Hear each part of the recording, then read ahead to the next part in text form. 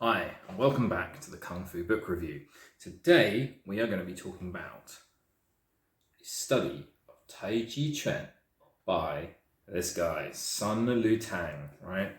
One of, probably the original grandfather, creator of the term Neijia Chuan, right? Internal boxing, internal martial arts.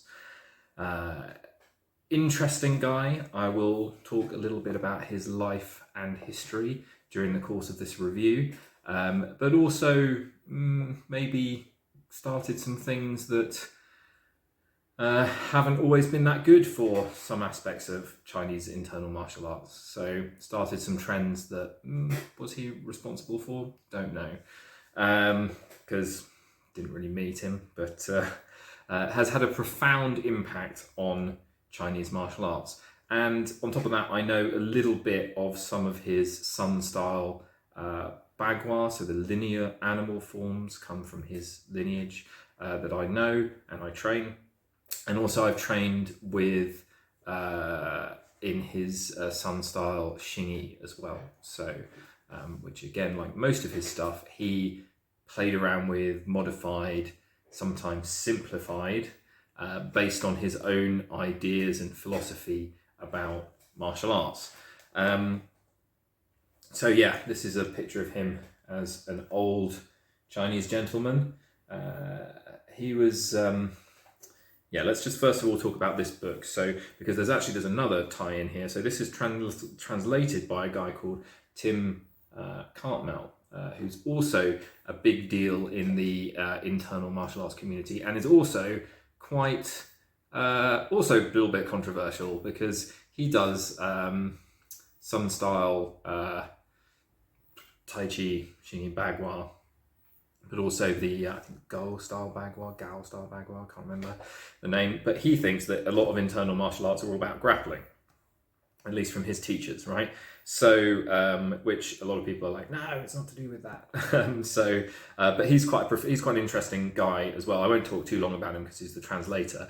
But I've got some of his other stuff, and he's been featured in other books about Chinese, sort of Western Chinese martial arts masters. Because he has a couple of features I really like, is that he really goes and tries and tests things. So he like wrestles with college wrestlers. So he's like, does my grappling bagua really work? So he's going to go and try, and he's going to enter like wrestling competitions, judo competitions, and try and throw people around.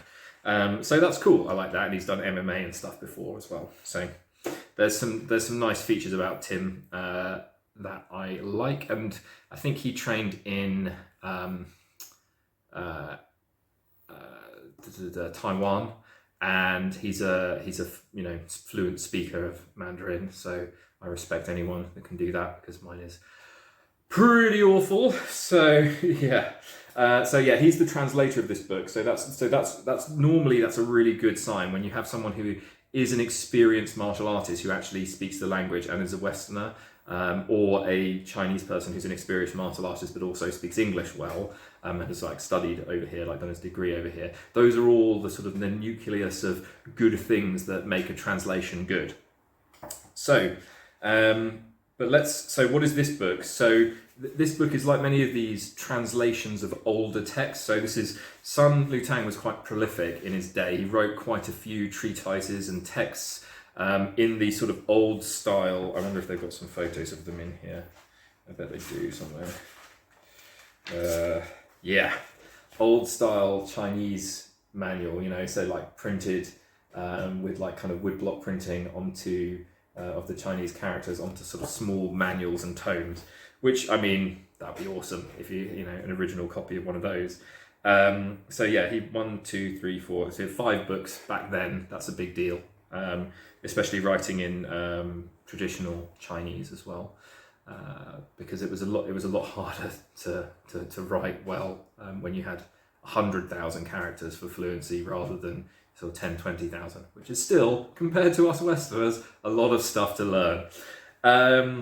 So as I was saying, so like many of these ones that are translations of direct translations and understandings of older texts, it's got some surrounding fluff that is sort of description of the author's life, interpretations of the text, and then maybe they've picked up one or two other bits that relate to him and then concluded it. So, and that's all been done pretty well in this book. So you get an you get translator's foreword, a little biography which came from a separate author, so someone who's really done their work in the historiography around Sun Lutang, spoken to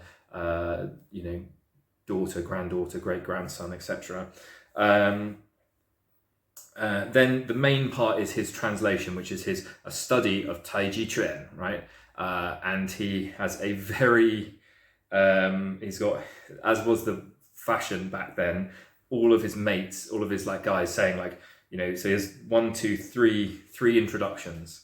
It seemed to be a feature of the writing in that period of time. There was a lot of Chinese authors who were sort of congratulatory, saying, oh, this is my friend, he is an excellent lineage, and he is a master in this thing, and he will enlighten you to the ends of the earth about this. And then his next friend comes on and says, whatever that other person said, I totally agree, and this man is an absolute paragon of Chinese martial arts. You must read his book, Because I think that I think it's a product of Chinese culture, is that because especially at that period before communism and before the, when it was still the old way, basically, although Sun Lutang, interestingly, he's part of that new generation that we're trying to enliven the nation and make them strong. There's still this element that you have to appeal to authority in Chinese culture. So especially if you're writing a new book or you've created a new style of Tai Chi, which is what he's done here, you need that authority president, so you get other masters to come in and say, yes, this is brilliant, yes, this is brilliant, right?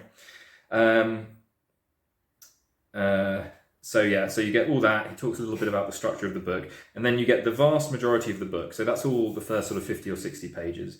Then you get page 67 to page 190, nearly page 200 is, sorry, I should show you the contents page there. So the vast majority of the book falls in this, and it is the postures of Taijiquan. So it is his, I think it's 72 posture.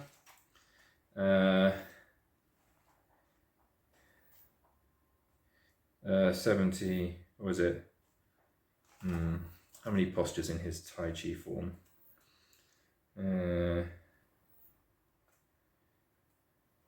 I thought it was a 72 posture form, but anyway, correct me if I'm wrong. So it's in that, so it's a sort of what I classify as a medium length form, Sun Lutang's form, and medium in all regards because it's medium complexity as well. So it's not like a 24 Beijing standardized form that I would teach to a beginner, which is the sort of, sort of the large frame, Yang style, very soft. But it's not a Yang or Chen long form with very sophisticated internal mechanics. It's somewhere in the middle, right? So it has sort of reasonable, it's got open and close in it very significantly.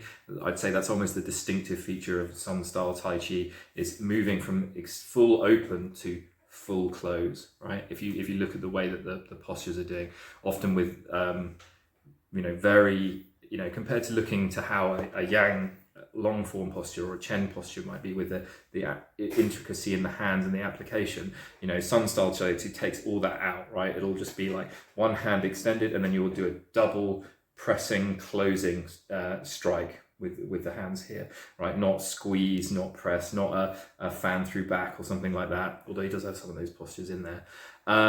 So yeah, that's kind of his distinctive stylistic note, is that I'd say it's one of the best Tai Chi forms for learning that open, close. It's also got loads of half stepping in it. I don't know why he's such a big fan of the half step, and also the feet together closing step as well. So what I would call in Xingyi a spear step, because you kind of like ram both feet together and then like slam into your opponent. He just repeats that tons and tons of times. Obviously, he was a huge fan of that as quickly learning how to generate force in an internal martial art. So yeah, and then you get a little tiny sneaky bit on the end, about 20 pages or so, and a little bit which is I actually think is really awesome, is his view of what pushing hands is, and he calls it, and I like this, striking hands and applications. So that's one of the things. So that's why I find it interesting that Tim Cartmel translated this book, because I find that a bit strange, because for him, and he talks about this in other publications quite explicitly, that he's like, what do you look at pushing hands? Pushing hands is all about grappling. But he's translated a book by a guy who's saying, no, pushing hands is nothing about grappling. It's all about striking, right? It's all about learning contact reflexes so that you can get in a good position and bam, hit somebody really close.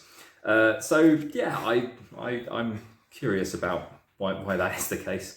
But yes, so how do I feel about this book in total? It's hard to recommend for the reason that I will get into later, but a large part of this book is this stuff, right? Old grainy postures with quite a lot of text explaining what the movement is, but it's a direct translation from the Chinese, which some of them are just like this, right? Closing hands, and they're just like, we're going to do closing hands again. See chapter 5, study of closing hands again. See this, this is single whip. This is the same as single whip in chapter 6, and you get one per page for 200 pages, right? Because it's the whole of his Sun style Tai Chi form.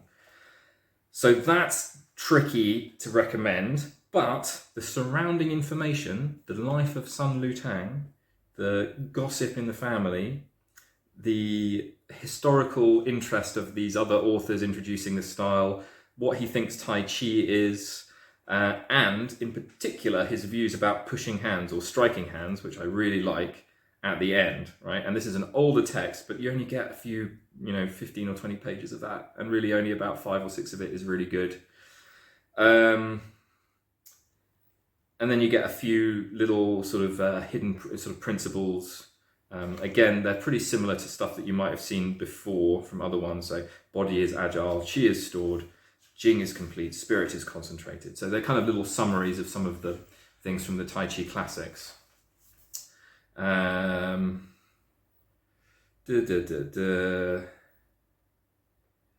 Yeah, so overall, not sure. If you like Sun style, if you're practicing Sun style Tai Chi, then I would give this a definite yes, right? I think if you're doing any of Sun's styles, maybe if you can get a hold of it for a reasonable price. Otherwise, I'd say it's a bit specific. If you're interested in as a sort of a historical, if you're interested in the historiography of Chinese martial arts, then Sun Lutang is a core character in that journey. He's very, very important. So I would recommend reading about it. Now let's talk about the man himself. So Sun Lutang is an interesting character because I would classify him as one of the world's first martial arts nerds, right? Martial arts geeks, right? And I'm a martial arts geek, right? So generally, in my experience, the people that do martial arts fall into 2 categories broadly, right? Maybe there's a third one, but the two diehards, 2 people that dedicate their lives to it as opposed to just doing it once a week for fun, tend to either be fighters, brawlers, the guys that, or someone who's doing it for their work, right? So if you're a bouncer, if you're in the military, if you're a corrections officer in a high security prison, or you want to fight in a ring, or box or whatever, then these are a certain group of people that just get fanatically into this. As either because they need it, their life or their livelihood depends on it, or they're just super passionate about violence, right? It's they've got this need to express it. Then I would say and they're the sort of the yang practitioners. And then you have the yin practitioners, who are the guys that are fascinated by the culture, the history, the intricacy of the art. We draw scribbles on boards and try and work out the theory. We write long, complicated books with lots of diagrams in them. We geek out and talk about footwork and optimal angles and kung fu theory, right? Martial arts theory, because this is the same in jiu-jitsu, like even guys in Brazilian jiu-jitsu now, boxing, you get the same guys. You get the guys that are intellectually drawn to it and the guys that are drawn to it for the raw physicality. And I think, just as an aside, it's most beautiful, the art flourishes the best when those two people train together. Yeah, because each can benefit from the other, right? The geeks need to train with the guys that really use it, and the guys that really use it can benefit a lot by the deep introspection and theory. When those two things go together, you get this wonderful culture of learning without any pretense, and it's real, but it's deep. And it's a skill, and it's an art, and it's gong fu, right? So as opposed to either just stuff in your head or on a book or whatever, or just violence, okay? When those two things merge, the art is elevated.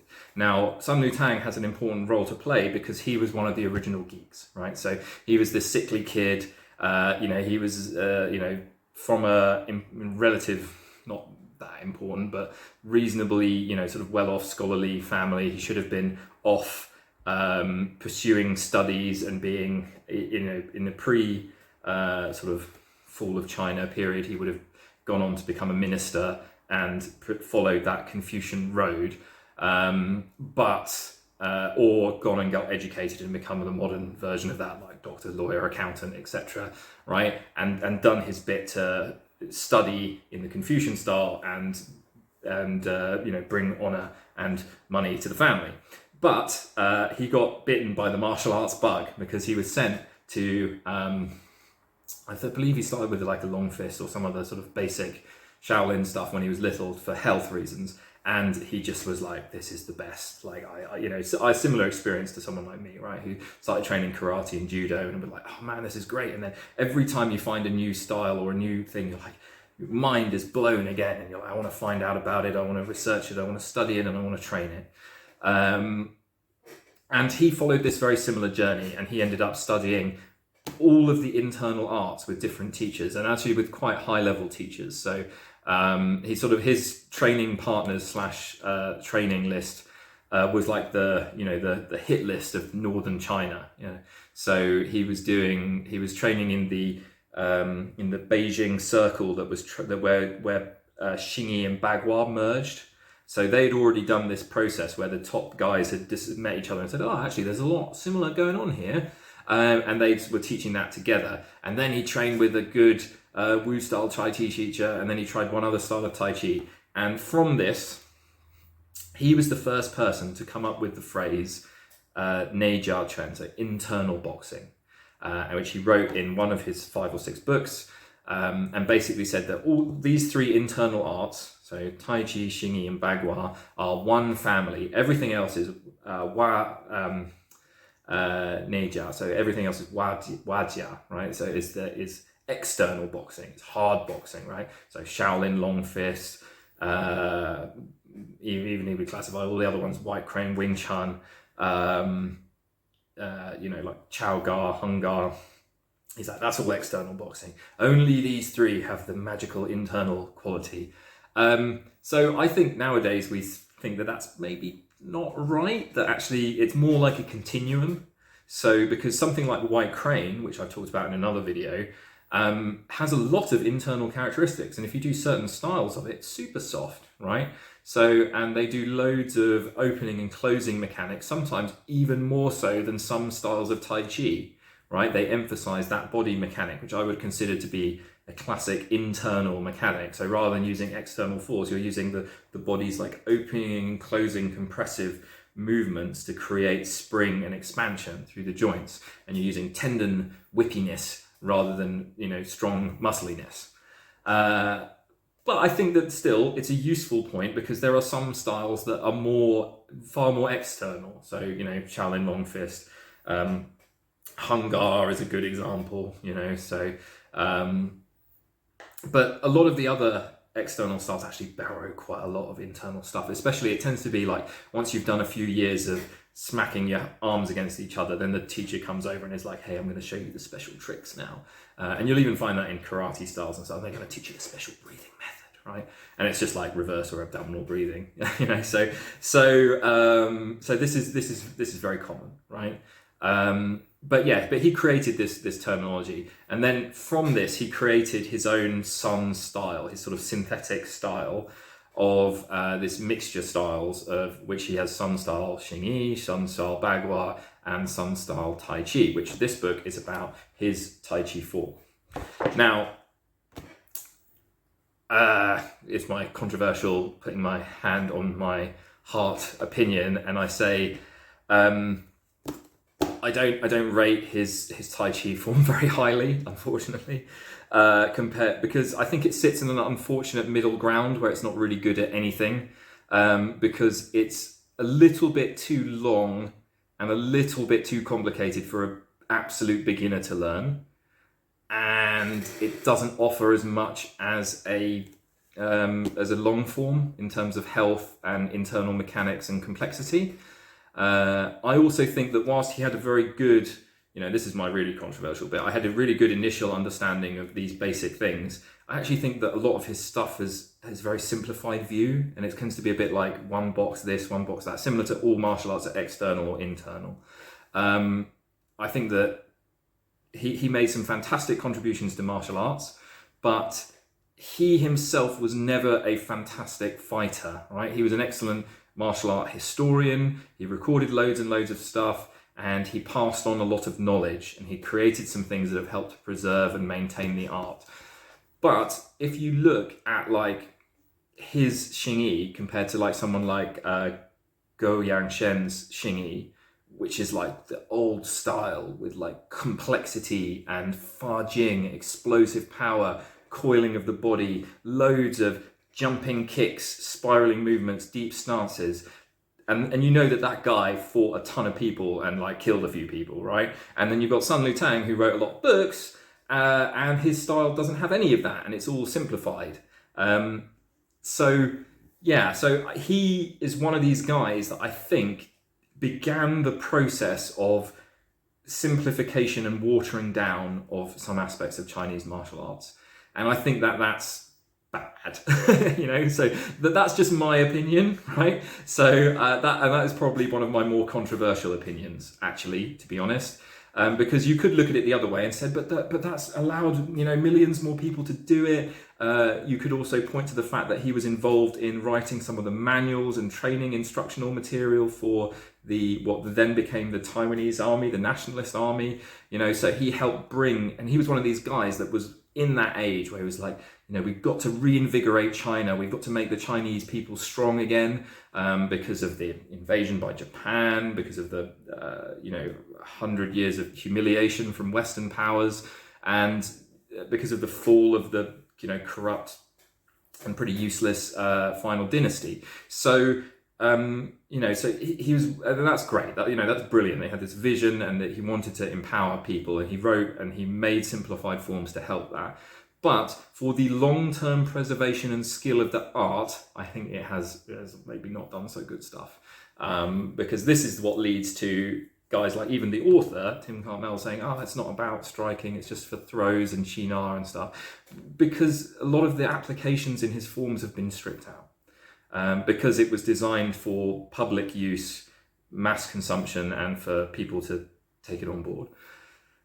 But that's, as I said, the problem is that his forms are an intermediary step between that, because I think for an absolute beginner for health, I think some stuff like the Beijing standardized 24 form is much better for learning that, because that takes all the martial arts out, and you get old lady in the park Tai Chi, which is millions of people can do, and millions of people do all over China, and it's not for martial arts, it's for health, right? Whilst his style somewhere sits in between the middle, where it's, best half of each, best and not the best of both worlds, right?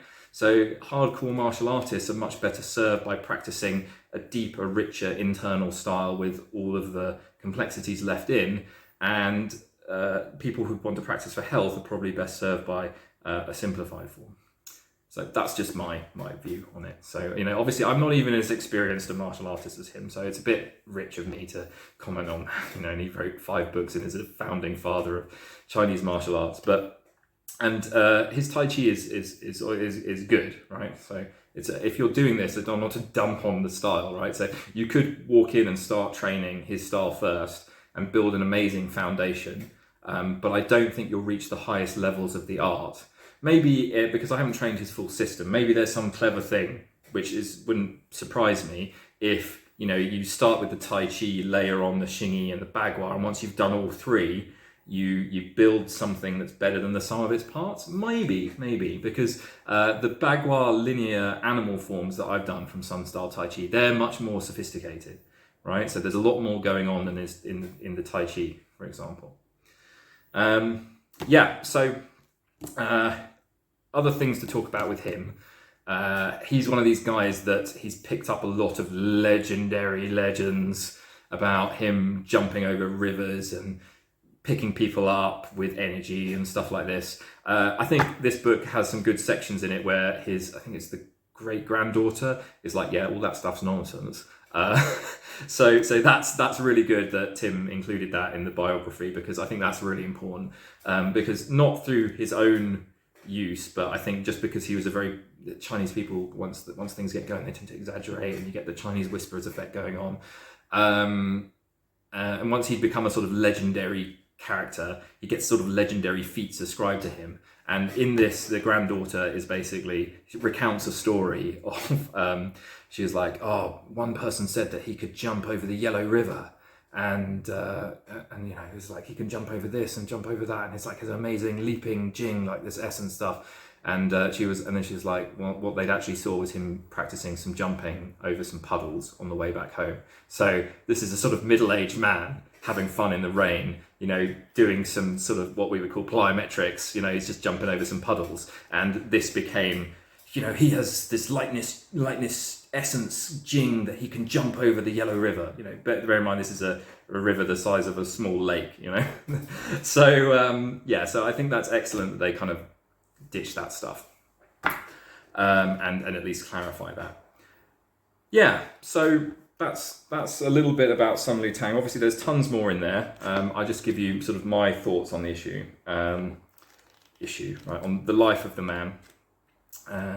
You know, I can't say that I'm 100% critical. There's a lot of really good stuff that he's done and contributed, but my experience of learning Sun style Xingyi in particular, compared to other lineages, is that it's really, really stripped down. But again, as I said, probably because it needed to be a stripped down curriculum in order to teach the military at the time. Good. Here it is again. And please do like, share and subscribe. Let me know if you want me to look at Tim Cartmel's actual other books about martial arts training, or anything else, translations of Sun Lutang's other stuff, or books about him. Good. As always, as I said before, please do like, share and subscribe, and best of luck with your Kung Fu, everyone.